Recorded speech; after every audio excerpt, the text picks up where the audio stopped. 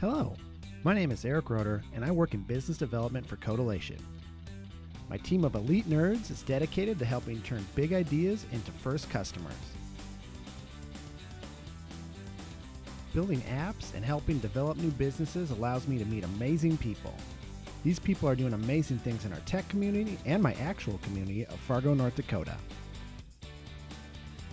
I wanted to start a platform to help business leaders and other great people in our community tell their story. Connecting with amazing people is my job. Welcome to my office. My guest this week is Jeremy Grünsteiner of Icehouse Fit. He's an awesome fitness resource, and he had a social media ask the other day, just looking to connect with nerds, and he's hosting a class, and I said, you know what, I might know a couple, so we're going to talk a little bit about his class this week. Welcome, Internet. I'm here with Jeremy Grünsteiner. That's Grünsteiner. You got it. No, it's German and awesome and with an umlaut of Icehouse Fit. And we'll get into kind of some of the other stuff that we wanted to chat about later. Can you first just talk a little bit about you? Yeah. I'm originally from Western North Dakota, out in the area around Dickinson. I've been coaching at Icehouse Fit. I'm the director of operations there full-time since October. But I've also been coaching prior to that we're going on almost a year and a half, almost 2 years now. Holy cow. Yeah, so into there. That's awesome. Can you tell us a little, what I like about Icehouse is you go in and it's different. Mm-hmm. And it's immediately different. But can you tell our audience a little bit about Icehouse? Absolutely. Our approach is that we want to be able to help people live the fittest years of their life. That means not necessarily just kind of go through their day-to-day or kind of go through the motions of their daily life and things like that. We want to make sure that they're able to move and play with their kids and do the activities that they want to do outside of their home, in their home, anything that you want to do, be able to do those things and have fun while you're doing them. And so we're here to help support that. Right. And it's different. It's not come in and get jacked. It's, if you want to do that, that could be part of the Absolutely, equation. Yeah. We're going to get you fit, and we're going to get you moving well, and we're going to let you enjoy things and not necessarily have to feel like you've gone through the grind and feel like you're beat up every single day. Yeah, no, that I still feel like I'm beat up, but I should at least work out a little. But that we'll get into that. Yeah. I know when you guys opened, you were a CrossFit gym. Can you kind of talk about the evolution of Icehouse? Yeah, absolutely. So we started, and I got my start as an athlete at Icehouse personally, and we were a CrossFit gym at that time. As time went on, we realized that the values of what that methodology has to offer and what that culture has to offer didn't really align with who we were and what we wanted to do. And it didn't necessarily help us to address the things that people actually needed. Sure. We found that a lot of times CrossFit programming or CrossFit types of gyms, a lot of the approaches become a one-size-fits-all. Or like there's ways you can adapt and you can make things scalable for folks, but it doesn't necessarily take care of the specific things that you need. Sure. So like the specific things that I need versus the specific things that you need may not necessarily be served by a one-size-fits-all program. As an Olympic squatter and someone who has terrible knees and didn't squat in high school because it hurt then, I would agree with that.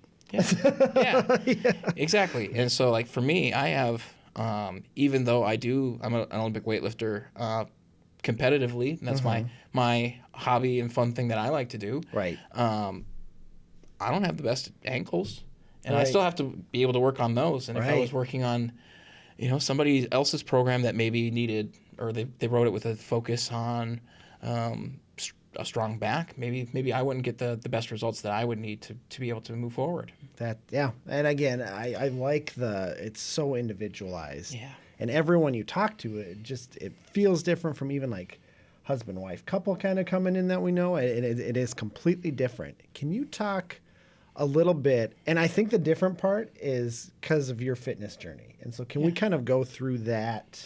Yeah, absolutely. I grew up kind of the typical nerd or geek or whatever you want to call it. Can't relate. Yeah, can't. Yeah, I worked in technology before this. I was a developer. I was a project manager, a development manager. Kind of, I've worn many hats. Right. But always, play video games, watch movies, play D&D, like all of the prototype, like the typical geek nerd. Sure. Fandom, whatever. Right. The most athletic thing I'd ever done prior to stepping foot into Icehouse was I was trombone player in marching band. Sure. Yeah. Marching's a workout. It is a workout. It's a lot of work. So just do this for like you a minute. You gotta change directions. There's all kinds of crazy stuff that you do have to do. But I didn't really know where to start. I didn't know what to do. I had never touched a barbell before. Like I'd gone into a couple gyms and meandered around. Like, well, I should probably do some cardio. I should probably run around. And that lasted probably a whole of 2 days, maybe. Right. And because I didn't know what to do, and I didn't have somebody on that journey with me to help guide me, I never really did anything. And I was really intimidated by the typical gym types of settings, like personal trainers that are like. I blew it up in my head that like all personal trainers are bodybuilders and like big jacked guys who were like football players that are the same kind of folks that would like bully me in high school and stuff. Sure. And so I was like, I don't want to deal with that. That's that's a culture I don't want anything to do with. So I didn't really want to go into it because I was put off. I was maybe a little afraid. It's intimidating. Absolutely. Going into any gym setting. And so you wanted to kind of change things a little bit. Yeah. And this is why I brought you on, is because you have a kind of specific demographic and you have a class coming up for them. Can you talk about that? Absolutely. I have a class coming up called Geek Life Fitness. So I'm looking for folks that are just like me. I want to help and be that guide, that person that I wish I had. Years and years and years ago. Sure. I was lucky enough to find Icehouse on my own, and I was able to start my journey with their help.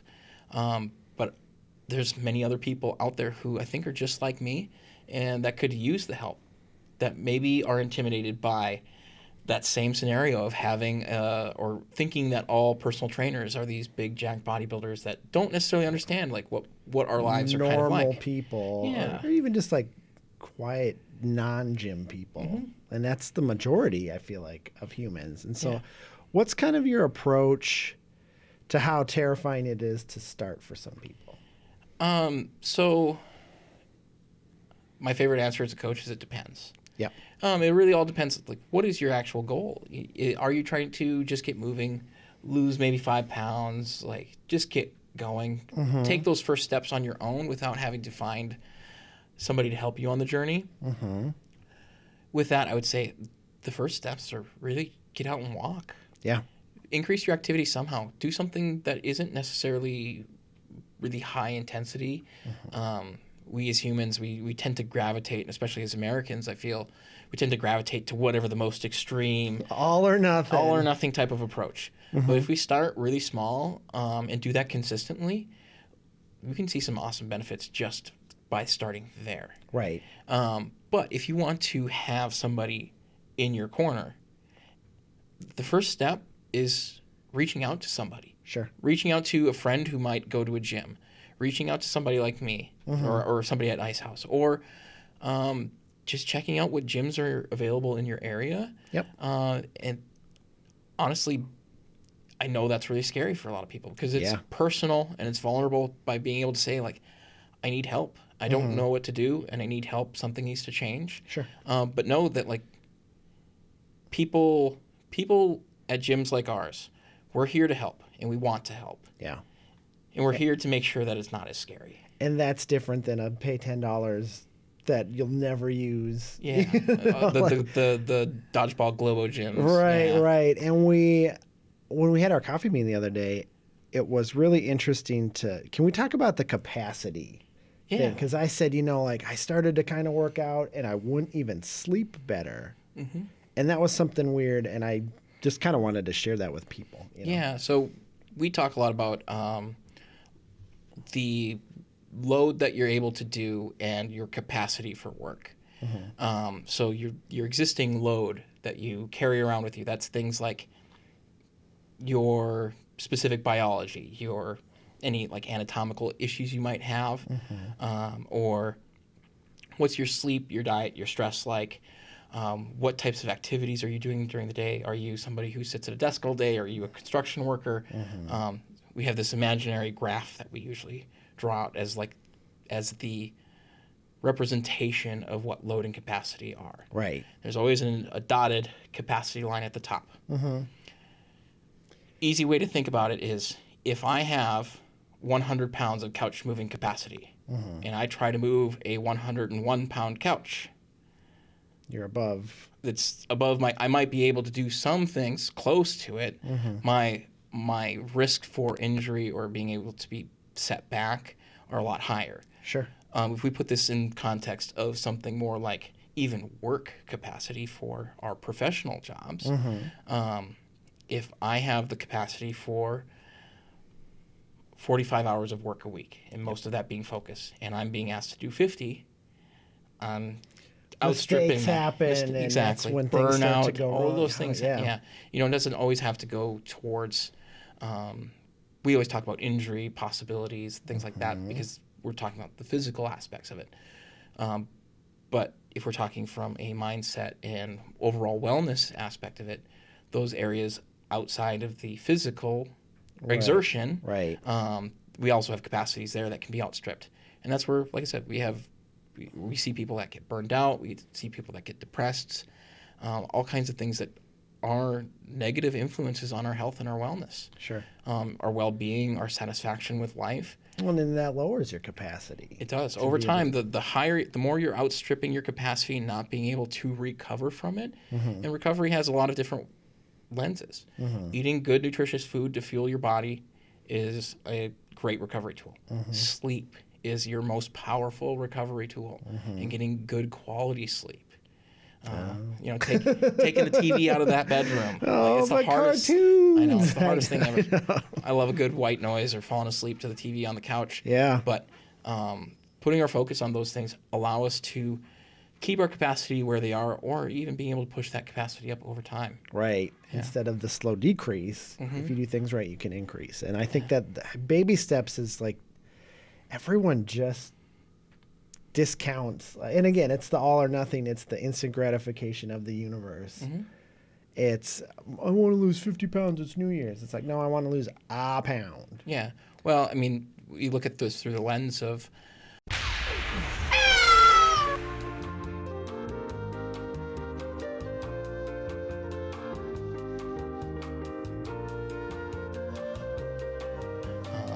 how long did it take you to gain those 50 pounds? Right.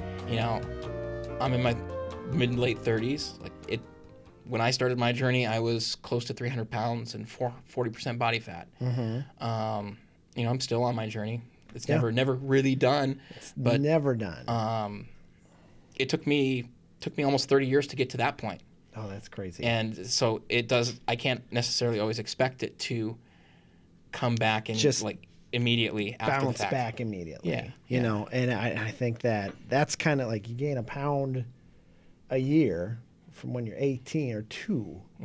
That's a quarter pound, like a quarter. And even if you're trying to lose 1 pound a week, that's a lot. It can be a lot. That's aggressive. But I mean, it's instead of the 50 over a year. And it's like, what can I do in a week to get to that pound? It's like I can make one healthy food choice a day, work out 3 times, and drink more water. And I think if I did that Sunday to Sunday, even if I didn't, I know that I'd be in a better spot. But it's really just kind of breaking that down. And again, having someone help map out that step is important. Yeah, and so, absolutely. It's always about making the better choice, not being perfect. Sure. Yeah. And chicken wings on Friday. I mean, you can have them, but being able to make the better choices leading up to Friday, or not letting the one choice of chicken wings on Friday become like, well, I'm off of my plan. Might as well. Well, it's Saturday. I might as well have pizza today and ice cream. And Sunday, well, 2 days in a row. I might as well that's where we get into this diet always starts Monday type of mentality. Yeah, and it's consistent. Being consistently better over time is the way to progress. Well, to do anything, honestly, like, and it's with the journey with anything. And so, yeah. So, what can our audience do to kind of help you and to help Icehouse? If you could give us a like on your preferred social media platform, Twitter, Facebook, Instagram, LinkedIn, we're pretty much everywhere. Yes. Share any of our posts, interact with our posts. And if you know of anybody that's really interested in making a change, or maybe you yourself are thinking about that, get in contact with us. And I'll have them put your email up on the thing because, again, you are such a resource for this that I've never met before. And I just appreciate the way you're tackling this. And it's so different from the all or none that every gym kind of has. Yeah. And they're trying not to, but you get there and that's the mentality. You feel that vibe when you get in. And again, what you guys are doing is different and awesome. And I just appreciate you. Thank you. So we can't come down here and not get a nerd question. Awesome. Yes. And so we've got more to this, but what X-Men do you match with personality-wise? And then your doppelganger X-Men lookalike? Personality-wise. Yeah. I mean, both of them, they've got to be Wolverine. Yeah. I've been many times been called the dollar store knockoff of Wolverine. Yes. And growing up, he was also my favorite. So maybe there's just something there. There's just something about it. I've always wanted, part of my journey, I wanted to cosplay as Wolverine someday. And, maybe I'll get there. You're on the way. I'm on the way. I just gotta commit and do it. No, I like that. And I struggled with this question. Yeah. But I think I am pre-accident Charles Xavier. Okay. Where I'm kind of cocky and arrogant, and I talk, but I'm not smart, evil genius after the accident. So early X-Men, pre-accident Charles Xavier was mine. Pre-wheelchair. And I actually, so I made a business chart this week. Okay. And because I've been told I look like Wolverine too, and so we got to kind of get our hair going, the here. ducktail going on. And I wish I had a stogie. And you've got the nice chops going. But I made a business chart, and let's see, which way did I do this? Oh, yes.